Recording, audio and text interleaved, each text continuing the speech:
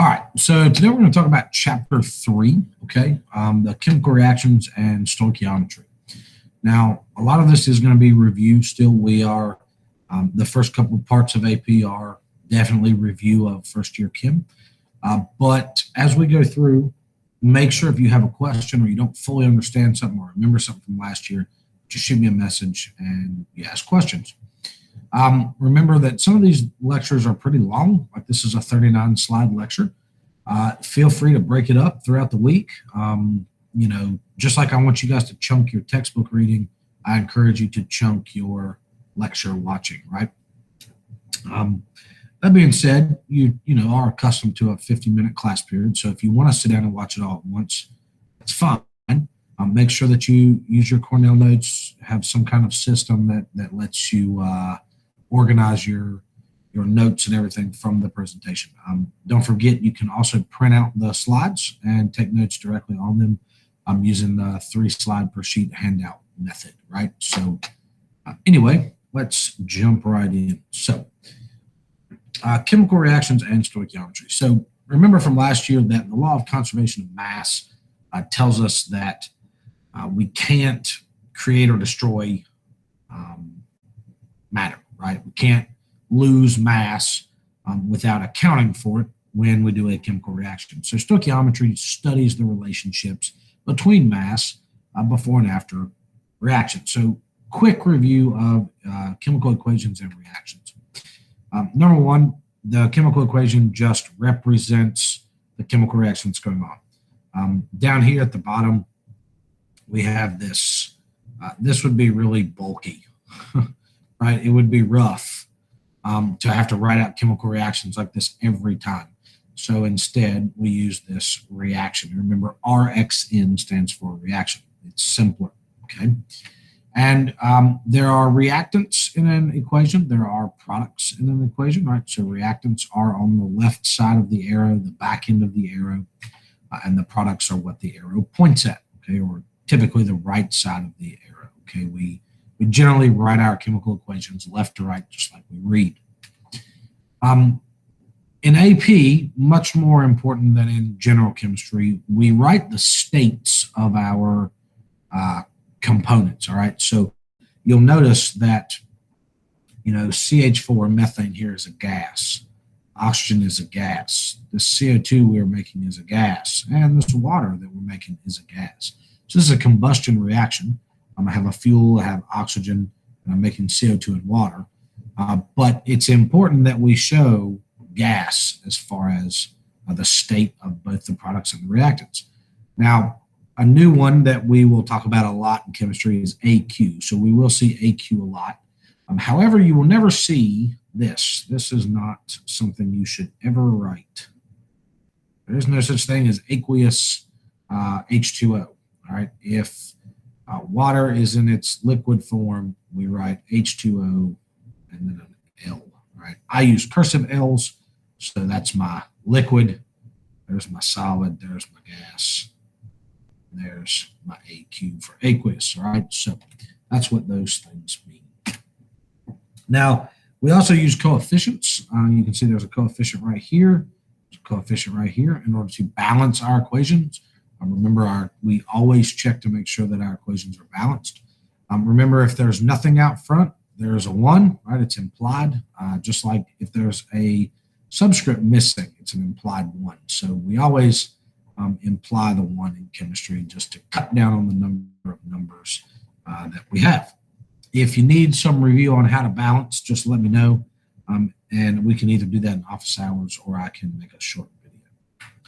Now, remember, you don't change the subscripts of a chemical formula in order to balance something, all right? The coefficient changes the amount that you have, but if you change a subscript, you change the identity. These two things are not equal, right? Water and hydrogen peroxide are not the same thing, all right? So just make sure that when you're balancing, that you are balancing your coefficients, right? This is good for balancing. This would be very, very bad. Just keep that in mind. Now, we did learn 6 reaction types last year, right? We learned the synthesis reaction, right? A plus B yields AB. We learned the single 1x displacement, right? Single displacement. Where you have A and BC yields AC and B by itself. We also learned the double displacement reaction. AB and CD yields CB and AD. We also learned combustion. We talked about acid-base, neutralization reactions, okay? And we learned about decomp, right, in which AB breaks down into A and B separately. So all of those we talked about last year. We can kind of chunk those into combination reactions, decomp reactions, and combustion reactions, okay? So combination reactions have two or more substances reacting to form a product, okay? So the production of magnesium oxide, this first one, is actually the first chemical reaction you guys saw me do last year when we burned the magnesium ribbon and we get that really bright white light, okay? And, you know, if you have any other kind of combination, right, where two things are coming together to make something else, we usually just call that a combination reaction for simplicity. We have decomp. Talked a lot about decomp last year. A pretty common one is calcium carbonate breaking down into CaO, calcium oxide, and carbon dioxide. So we'll talk about decomp throughout the year. We'll definitely talk about combustion, right? We're usually producing heat or light or a flame, right? We're using oxygen as a reactant, and we're making CO2 and water from some kind of fuel source. The fuel source is usually a hydrocarbon, right? So look for, let me get rid of that, a hydrocarbon fuel plus oxygen, right? O2 has to be oxygen in the air, and we're going to make CO2 and water. That's a pretty general form. Look for that. We'll see that quite often, okay? Now, when we describe these formulas, okay, there's two ways we can do that. Now, this is new. This is not something that we did last year. There is a difference in between what we call a formula weight and what we call a molecular weight. So a formula weight is the sum of the atomic weights in a chemical formula. This is what we use to talk about ionic compounds, all right? So anytime we're talking about ionic compounds, we're talking about the formula weight. Now, you still find it the same way. It's just like finding molar mass. So I'm going to add calcium and I'm going to add chlorine. All right, I have two chlorines right there, so I have to double the chlorine mass. And so this is the formula weight of CaCl2. And we'll talk about why in just 1 second. Molecular weight is the sum of the atomic weights of the atoms in a molecule. All right, now this is important. This is a discrete entity, okay? When you see the word molecule, that's discrete. So water can be divided into molecules. This is the smallest thing that is still water. Even if you only have one molecule of water, it will behave with all of the chemical and physical properties of water. To find it, we just find the molar mass, same as we did last year. So I have, in this case, we're using C2H6. So C2H6, which is an organic compound. It looks like this. And this is ethane, F for two carbons, ane for all single bonds, okay? Anyway, I have two carbons, so 2 times 12.011 AMU, 6 hydrogens times 1.007 AMU gives me 30.070 AMU. This is the molecular weight of C2H6. So why is there a difference? Okay. Ionic compounds look like this. This would be any, it could be any ionic compound that has a 1-to-1 ratio of non-metal to metal. I know that the non-metal is the green one because it's bigger than the metal. So remember, the metal loses an electron, so it gets smaller. The non-metal gains an electron, so it actually gets bigger. The ionic radii, right, remember from the periodic trends last year, are important.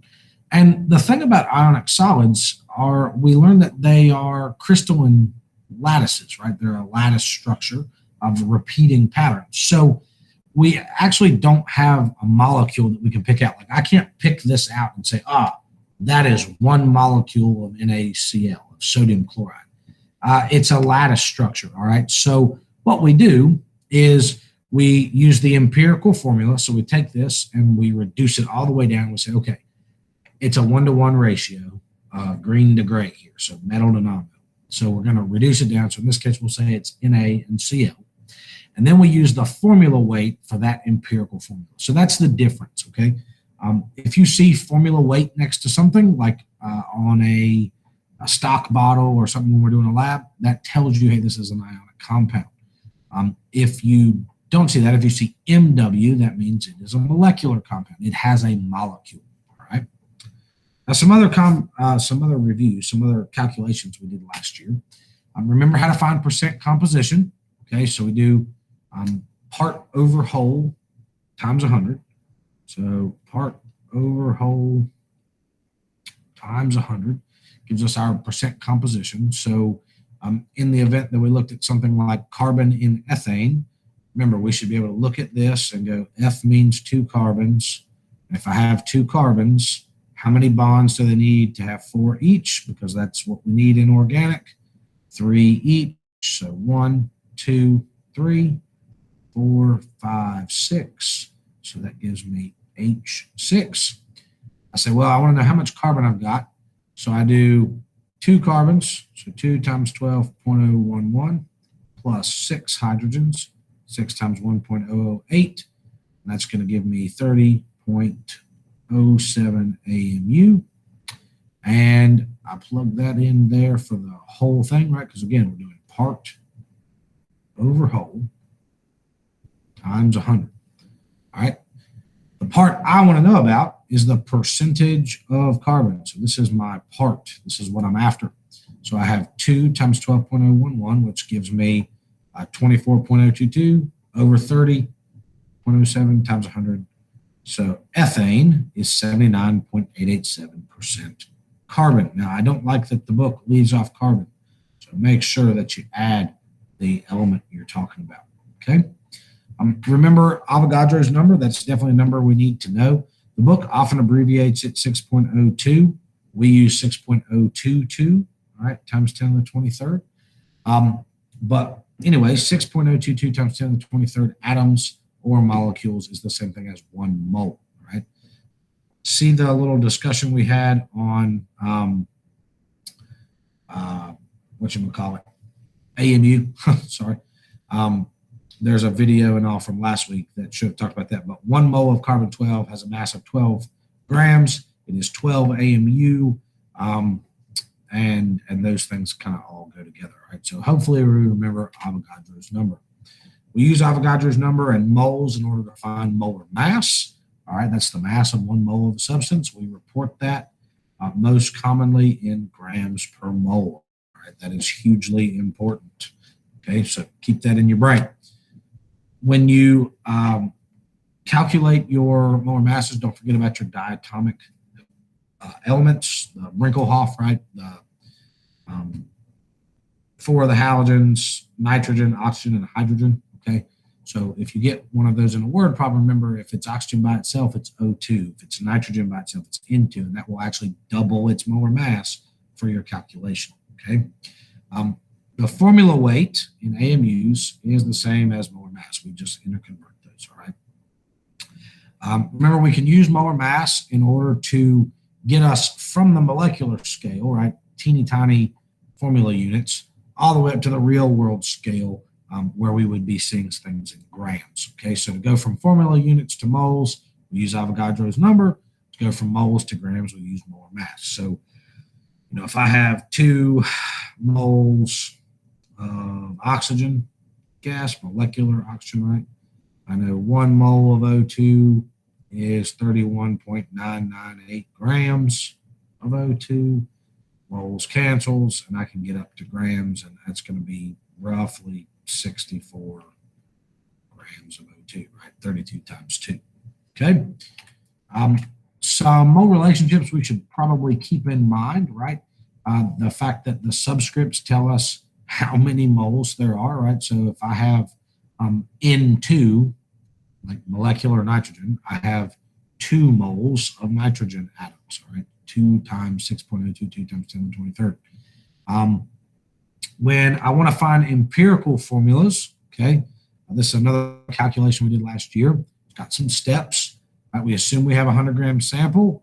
We are going to use the molar mass to find moles, and then we find a mole ratio, and that will give us our empirical formula. So let's look at one of those. Para-aminobenzoic acid, so it's PABA on subscript, is 61.3% carbon, 5% hydrogen, 10% nitrogen, and 23% oxygen, roughly. We want to find that empirical formula. So we assume we have 100 grams. That lets us convert all of these percentages right here from percent signs over to the gram sign, all right? Because if they all add up to 100, and then we just change it to grams, that's how many grams we got. So this was a percent sign, and we just move it to grams, all right?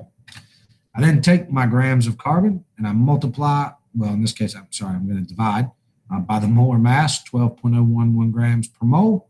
That tells me how many moles of carbon I have, moles of hydrogen, moles of nitrogen, moles of oxygen in this sample. Once I have my mole numbers, I'm going to divide by the smallest number of moles. So in this case, the smallest number is 0.7288. So I'm going to divide all of these numbers by that 0.7288. And that's going to give me my subscripts. So we can round this one. This one's definitely close enough to round to 7. Same here, 7. Anything divided by itself is 1. And this is definitely close enough to round to 2. And so from our initial information, there's our percentages. We can find that the empirical formula for para-aminobenzoic acid is C7H7NO2. All right. Hopefully you remember how to do that. Again, if this should be reviewed. If it's not reviewed, shoot me an email. Just like we can find empirical formulas, we can find molecular formulas, okay? So the thing to remember about a molecular formula is it's not reduced. It's a multiple of the number of atoms in an empirical formula. So first we find the empirical formula, or we're given the empirical formula. We find some kind of molar mass, and then we can relate those two things in order to get an answer. So here's an example. We have an empirical formula that is CH, all right? We know that carbon is about 12. We know that hydrogen is about 1, right, roughly. These are approximations, but together, CH would be approximately 13 AMU, right, 13 grams per mole. It has this sample, this compound, has a molar mass of 78 grams per mole. So what's its molecular formula? Well, we need to figure out the relationship between this sample and this number, and so we divide. So 78 right here divided by the molar mass of my CH gives me this nice whole number, 6. And so now I multiply this number times the subscripts up here. So I had C1H1, so times 6 gives me C6H6, right? It is 6 times bigger than CH. So that's how I find a molecular formula. Remember, you can always spot a molecular formula because you look at this and say, can it be reduced? You say, yeah, this can be reduced, but don't, right? You don't actually reduce it. That's what makes it a molecular formula. If you reduce it, it'll be an empirical formula. Now, a lot of times we do, in Gen Chem, in our first year Chem, we just kind of throw some things at you and say, okay, here are these magical numbers. Well, where do we get those numbers from? One of the places we get them is from combustion analysis, okay? And we'll talk more about this later in the year as far as like some actual analytical methods, but just to show you one, if I wanted to find out the masses of all these different carbons in my sample or the different hydrogen in my sample, I can collect them, right? If I know the products of my reaction, weigh them, and that will let me figure out how much oxygen I used, for example, okay? A lot of different ways to do this. One way is just a combustion analysis. There's a section on this in your book. If you like it, if you think it's interesting, feel free to read a little bit more about it. Now, sometimes, just to point out, kids make mistakes by not taking into account their coefficients, all right? When we are looking at our chemical equations, make sure that your coefficients are balanced, all right? A lot of times in AP, they do not balance the equations for you, okay? So the coefficients tell us the relative number of molecules of our reactants and our products, and the relative number of moles, and that's the important thing. If you know the number of moles, you can convert that to mass. If you can convert it to mass, then you can go from grams of X to grams of Y, right, which we did a whole lot last year. So let's look at that. If I want to go from a balanced equation, because I have to have a balanced equation, so something like, let's do an easy one. We'll just say C2H6 and O2 yields CO2 and H2O, assuming I have a balanced reaction. Let's see if I can balance this real quick. Hold on just a second. So we've got two carbons. I have 4, 5 oxygens. I have 2 oxygens. I have 4, so we'll get 2 here. 4 hydrogens. So that's C2. Is that a 4? Hold on just a second.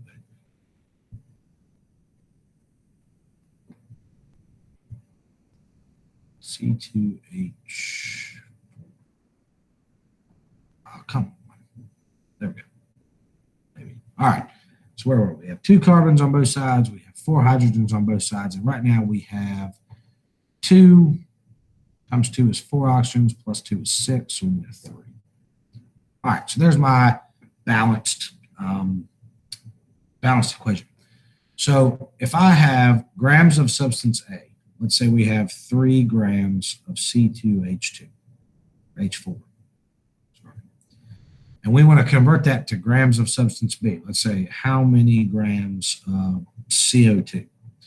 Well, we use the moles, all right, in order to get there. So hopefully you remember doing stuff like this, right? 3 grams C2H4. And I know there's an example on the other page, but looking at it more than one time is a good thing. So we need to go grams of C2H4 to 1 mole C2H4. We need to do moles of C2H4 to moles of CO2. Then we'll do moles of CO2 to grams of CO2. Now, hopefully you remember grams per mole. Mole's always 1. Our middle bracket here with 2 different kinds of moles comes from our balanced equation. So I know that there is a 1 mole of ethane, or I guess it'd be ethene, excuse me, to 2 moles of CO2. I need to know how much C2H4 weighs. So we do 2 times 12.011 plus 4 times 1.008 gives us 1, nope, no it does not. So I want that to say 2. There we go, gives us 28.01 grams. And we also need CO2. So 15.999 times 2 plus 12.011 gives us 44 grams of CO2. Now check it out. Grams cancels, moles cancels, moles cancels. I'm left with grams of CO2, and that's what the question asks. I had 3 brackets to get there, so now I just plug and chug. So 3 divided by 28.01 times 2 times 44 gives me 9.43 grams of CO2. So if I burned 3 grams of ethene, right, so we have a double bond here in order to give all of our carbons 4 bonds. Eth is 2 carbons. ENE is the double bond ending. So ethene. All right, if I burn 3 grams of ethene, I'll make 9.43 grams of CO2. Here's another one for you to look at, right, with glucose. We convert our glucose over to moles. Right, you can kind of see it up here at the top as we go. Right, it's going to grow. So we go 1 gram of glucose, grams of glucose to moles of glucose. We want to get our mole ratio, right, from our balanced equation. Okay, so this is called our mole ratio, which in this case is 1 to 6. All right, I know it's 1 to 6 because 1 right here to what are we going to? Water. 6 right here. All right, so it's a 1-to-6 ratio. There. Bottom, 6 on the top. All right, and then we go moles of water to grams of water, and we run our math. And our math tells us we will make 0.6 grams of H2O. All right, now something that we learned about last year that goes with this is the relationship between the limiting reactant and the theoretical yield, okay? The limiting reactant is the reactant that runs out first when you do a reaction. So if I have this reaction down here at the bottom, see we have 10 H2s, all right? They are the things here in white. So this is H2, that's H2, you get the idea. All right, we have 7 O2s, they're here in red. O2, H2. When you start rearranging these in your combustion reaction to make water, right? There's a water, there's a water, there's a water. Well, let's count up how many waters we have. Okay. Looks like we got 1, 2, 3, 4, 5, 6, 7, 8, 9, 10. So 10 waters is 20 H2s, right? 10 H2O came from 20 hydrogen atoms.